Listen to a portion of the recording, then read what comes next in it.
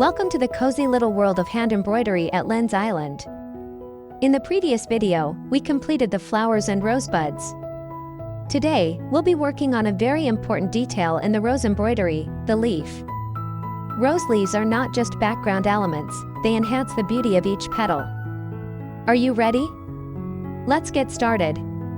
As shown in the previous video, we've already prepared some basic materials.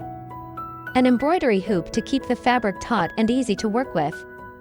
An embroidery needle, it's best to choose a sharp one that fits comfortably in your hand.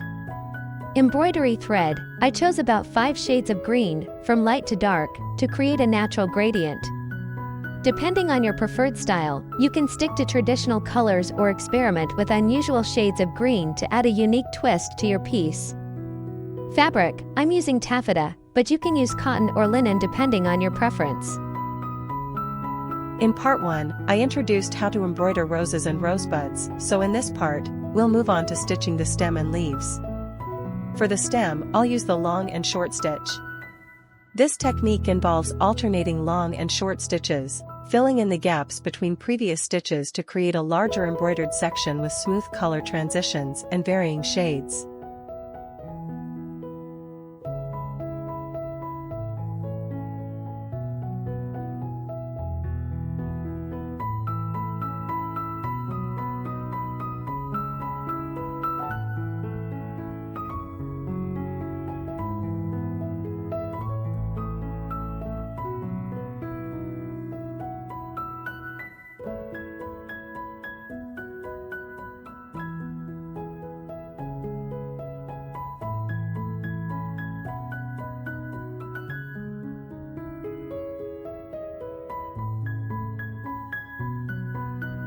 Now, let's start stitching the leaf. The stitch I'm using is the Satin Stitch, one of the most basic, yet beautiful techniques. It comprehensively covers the leaf surface, creating a soft, smooth, and shiny effect.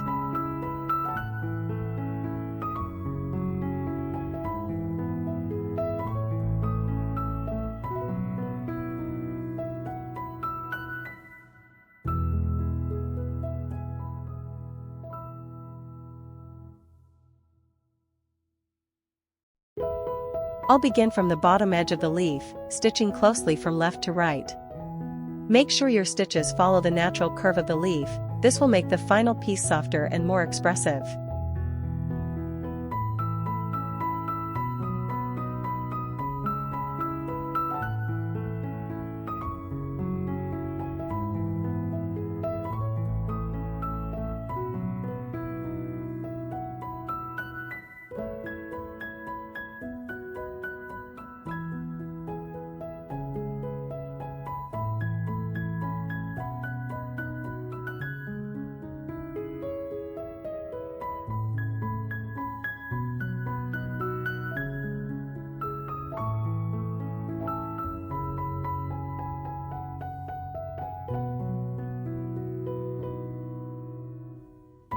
After stitching about half of the leaf, I'll switch to a darker or lighter green to create a gradient effect.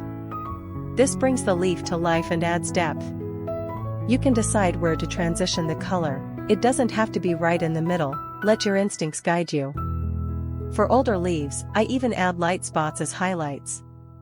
As for young leaves, you can use a single light green shade. Try blending colors to give your piece a unique touch.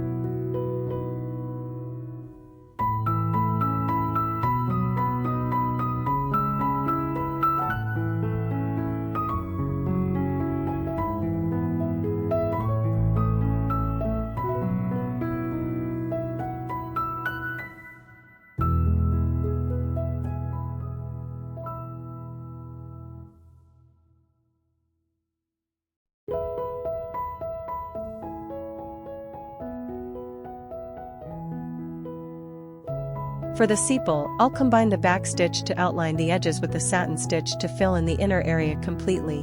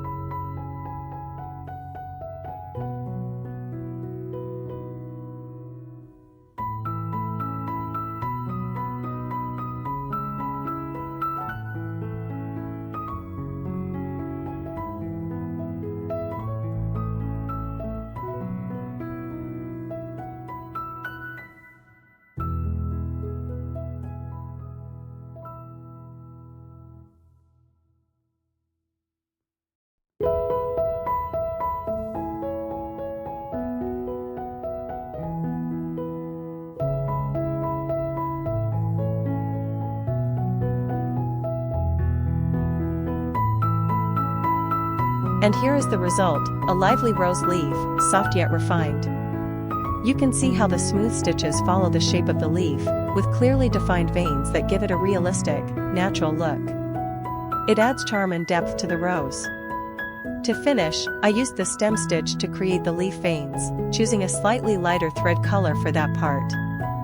The final step was attaching the rose to an old pair of jeans.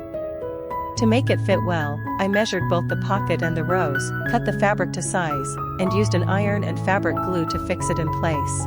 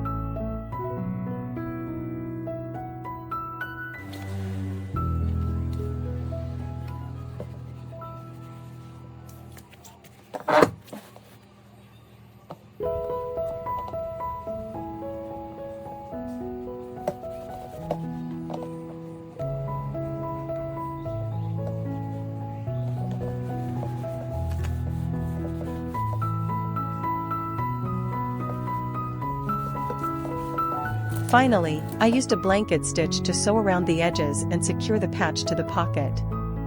Although leaf embroidery is just a small part of a hand-embroidered piece, it plays a key role in bringing harmony and life to the whole design. Every stitch you make is a little piece of your soul woven into the fabric. Thanks for joining me on today's journey. If you enjoyed this video, don't forget to follow for more hand embroidery tutorials. See you in the next video.